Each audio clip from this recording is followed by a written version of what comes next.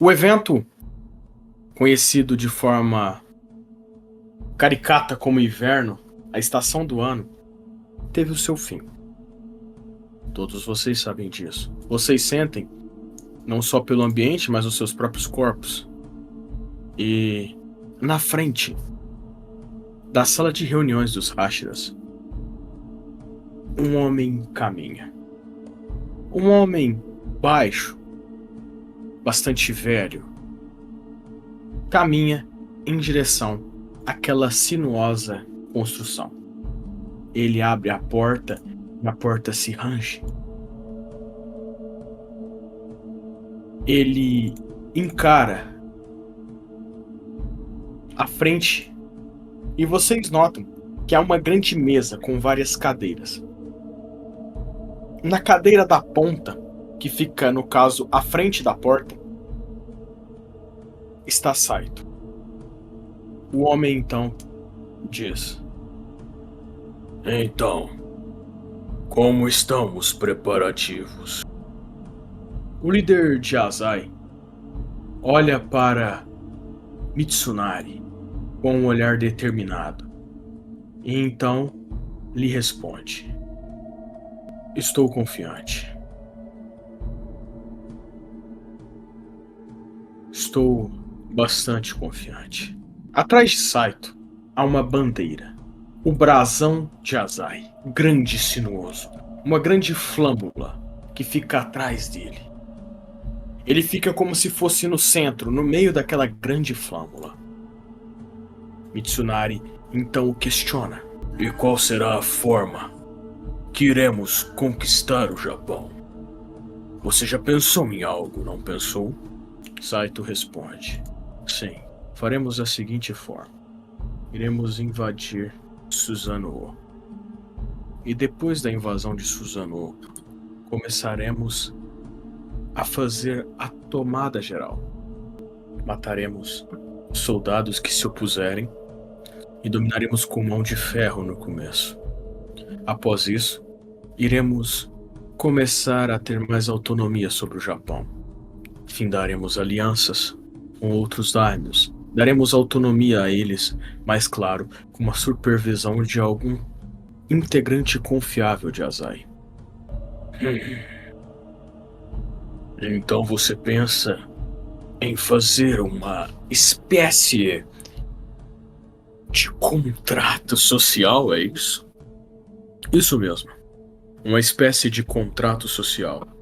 Teremos alianças sólidas e firmadas, claro que iremos vigiá-las, mas o foco não é isso. O foco é a manutenção e a facilidade que Azai poderá percorrer por todo o território japonês. Com isso, conseguiremos colocar Azai em um ponto de destaque importante e também faremos uma coisa muito importante. Teremos autonomia para caçar os demônios, sem nenhum tipo de restrição. Saito, sua ideia é magnífica e eu devo admitir isso. Claro, a dominação por meio de... vamos lá, por meio diplomático. Por mais que eu ache de uma baboseira impagável essa palavra, eu admito, é um bom plano. Claro que é um bom plano. Afinal, eu decidi. Sim, claro. Afinal, você é o Daimyo. Sim, eu sou o Daimyo. E por essa razão, Mitsunari, gostaria também de confrontá-lo sobre uma situação que aconteceu. Fiquei sabendo sobre a sua infeliz ação contra Kintoki. Eu acho que você não entendeu a posição em que você se encontra apenas como um conselheiro. Um conselheiro, é isso que você me chama? Um homem que levantou este daimyo como um conselheiro? Sim, como um conselheiro. Um pobre conselheiro. Mitsunari, você é um homem que tinha o respeito de meu pai. Você é um homem que tinha o respeito de meus antecessores. Você é um homem que eu já li a bibliografia de trás pra frente. Mas eu preciso que você entenda uma coisa. Eu sei o que você planeja. Eu sei o que você quer. Mitsunari fica em silêncio enquanto observa Saito, com um olhar bastante afiado. E o que eu quero, Saito? Você quer criar uma força-tarefa? Uma força-tarefa tão poderosa que amedrontará todos os inimigos. Você quer dominar tudo com mão de aço. É isso que você quer. E eu vou te dizer uma coisa, Mestre Mitsunari. Você pode fazer isso. Eu quero que você os doutrine. Eu quero que você os torne armas potentes e mortais, letais. Eu quero que você faça isso. Sim, eu realmente quero. Porém, você tem que entender uma coisa, meu caro mestre. Nesta história, construída com o sangue e suor de vários homens, infelizmente, no momento em que você se encontra, você é o número 2 e não o número 1. Eu entrego as peças. Você joga com elas. E se eu não quero que você toque em uma maldita peça, você não toca. Se eu digo que a rainha não se mexe da posição em que ela está, ela não irá sair deste ponto. Porque a sua experiência em combate é admirável. Mas eu matei o Shogun. Eu destruí Susanoo. Eu tenho uma coisa que você não tem. Eu tenho fibra. Mesmo um homem cadavérico como eu, tenho mais fibra do que o senhor, mestre. Você me lembra muito seu pai. Seu pai tinha um grande problema. Não diga do meu pai. Calma. Estamos apenas começando a nossa conversa. Como seu pai era conhecido, Saito? Você se lembra da alcunha que deram a ele? Saito fica em silêncio. Ah, você não se lembra. Que problemático, não? Uma alcunha tão importante para um homem tão importante. E o filho dele não se lembra. Isso é realmente bem triste. Bom, para te refrescar a memória, a alcunha que seu pai tinha era de gênio. O seu pai era conhecido como um gênio, mas não apenas gênio. A sua alcunha era o gênio tolo, ou o sábio tolo, rei tolo, mestre tolo, general idiota. Então era dito que o seu pai tinha uma maldição. Foi isso que tentaram vender na época, uma maldição bastante terrível, em que ele não conseguia administrar uma boa vitória. Todas as vezes em que ele foi confrontado por grandes generais da época, citemos alguns nomes, entre eles o Uesugi Kenshin, Takeda Shingen, o próprio demônio Oda Nobunaga. Todos eles, seu pai teve um papel excepcional contra eles, com atitudes bastante louváveis. E olha só onde ele parou. Todas as vitórias que ele ganhou tiveram algum efeito negativo posteriormente, como se fosse um efeito rebote. Ele começava bem, trilhava um caminho certo, seguro, acertava em suas decisões, posições, até na forma que movimentava o seu exército. Mas no momento final, quando ele ia abocanhar a presa e simplesmente finalizar o jogo, ele entregava. Ele entregava de bandeja. Todo o lucro, todo o exército. Sabe quantos homens morreram porque seu pai era um idiota completo quando o assunto era finalizar um confronto? Dezenas de milhares. Alguns diziam que seu pai era excêntrico demais, outros idiotas demais, ou outros diziam que ele era amaldiçoado. E a minha única afirmação sobre o que o seu pai era, Saito, é que seu pai era um grande imbecil. Para mim era isso que seu pai era. Um grande imbecil. E eu não quero que você seja um grande imbecil como ele. Saito encara ele. Você disse bastante, meu mestre. Disse bastante sobre meu pai. Um homem que não tem nenhum pingo de respeito, nenhum pingo de amor, nenhum pingo de empatia, e se serve de consolo para o Senhor. Eu nunca li nenhuma bibliografia escrita pelo meu pai, pois não queria me espelhar numa imagem desgraçada e derrotada como a dele. Então eu li outros livros de grandes outros generais, tantos focados no Japão quanto fora dele. Afinal, a nossa leitura tem que ser Mitsunari completa. Plural. Sim, plural, como o senhor havia me ensinado. E foi o que eu fiz. Leituras plurais. Aprendi muito. E com isso cheguei à conclusão que carnificina gera carnificina. E você diz o quê? Sobre o atentado a Suzano, uma carnificina do bem? Você soltar Onis no meio da população. Foi o quê, Saito? Um ato de benevolência? Me diga, você fez porque é um homem bom, justo e digno? Eu fiz porque devia ser feito. Não fiz por apenas achar que o sangue é a única resposta, mas sim por ver que ele era uma possível solução. Você bem sabe, mestre. Tokugawa estava apontando uma arma na nossa cabeça. Você sabe disso tão bem quanto eu. Estávamos sendo cercados. Ele estava por todos os lados. Nossa força militar estava sendo dividida. E olha o que acontece. Estávamos prontos para caminhar no precipício. Como um homem que está em um navio pirata, na prancha, enquanto os piratas apontam armas para ele.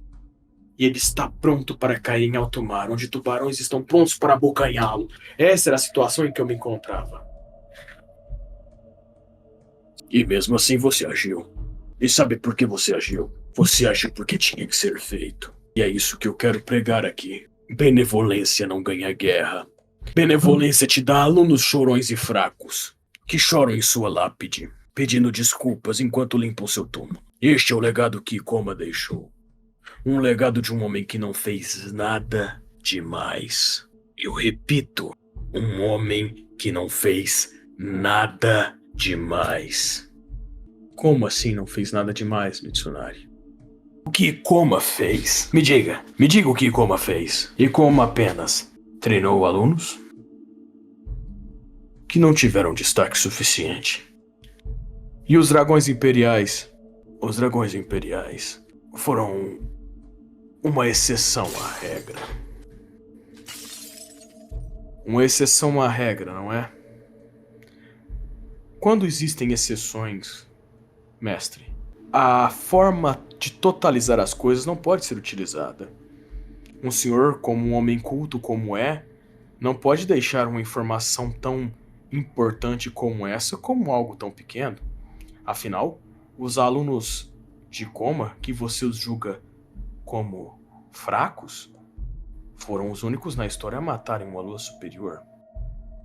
Bom, na minha humilde opinião, como leigo como sou, eu acho que matar uma lua superior é um grande feito. Matar uma lua superior é um grande feito. Eu tenho certeza disso.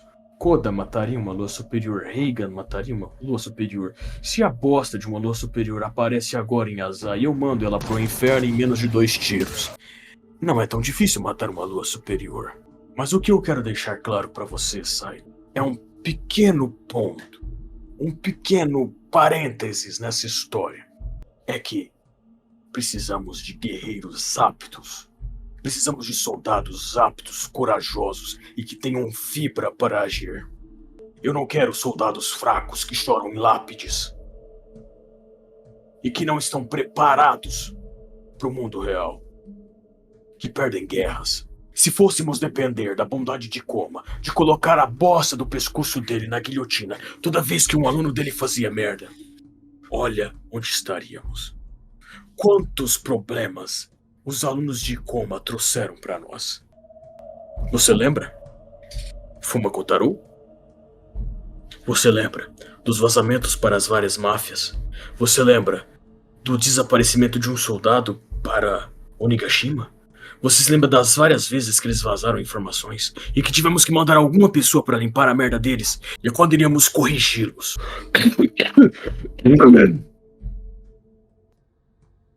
Ele colocava o pescoço na frente. E eles se sentiam seguros. porque o velho monstro da montanha iria protegê-los. É isso que acontecia. Todas as malditas vezes. Era isso que acontecia. E bom, Saito, eu não quero que isso aconteça. Eu não quero ter você mais doente do que você estava. Porque aquelas informações lhe deixavam mais doentes. E Koma foi realmente um grande exterminador. Mas foi um péssimo tutor para aqueles garotos. Ele lhes ensinou ética e moral. E a Zai não precisa de ética e moral. A Zai precisa de pessoas que saibam usar armas e matem demônios e lutem contra exércitos. Estamos aqui em uma guerra de verdade. Entende o que eu digo? Você também deve entender o que eu digo. Eu quero que você segure a sua sede por sangue. Iremos canalizar o seu conhecimento, mestre, mas de forma consciente. Eu não quero que você saia matando pessoas de forma deliberada, como você está fazendo. Nem que saia achando que você é um ditadorzinho. Foxe, apontando arma para quem vai contra o que o senhor acredita. Eu preciso que você mantenha a linha. Que os alunos que estiverem de acordo com o seu pensamento os fortaleça e os prepare. Então eu te darei uma grande missão. Eu quero que você selecione 5 exterminadores e crie uma força-tarefa. O nome pensaremos depois. Eles serão a elite das sombras e farão o que deve ser feito.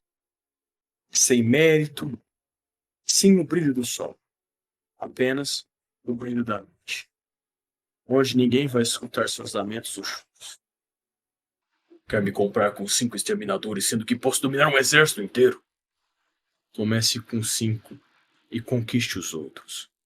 Você é um general. Você é bom nisso. Tem razão.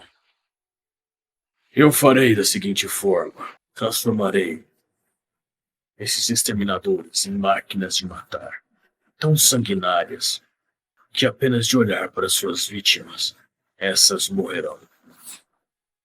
Faça o que quiser delas. Mate-as se for preciso. Não me importa os métodos que for usar. Esses 5 para mim são descartáveis. Os que você escolher não farão parte da corporação que eu conheço.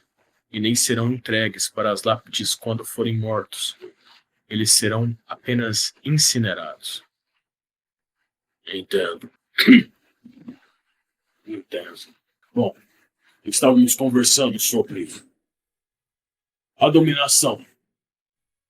Como faremos? Bom, como eu estava dizendo, a dominação será feita da seguinte forma. Dominaremos Suzano, lideraremos a população, buscaremos aliados e mostraremos pressão popular. Depois disso, conquistaremos mais e mais apoio. Através do medo. O medo precede o respeito. E disso, iremos, com toda certeza, termos grandes e grandes feitos. Com isso, começaremos a nossa jornada agora. Neste momento, estamos mais perto do que nunca do Shogunato. Azai se sentará no trono e assim, finalmente, estaremos livres para agir. Então, neste momento, eu quero que você, Mitsunari, avise a... Quando o Saito diz avise-os, um homem abre a porta. Um homem de cabelos vermelhos, com uma cicatriz próximo ao seu peitoral. Ele abre a porta. Estou atrasado para a reunião?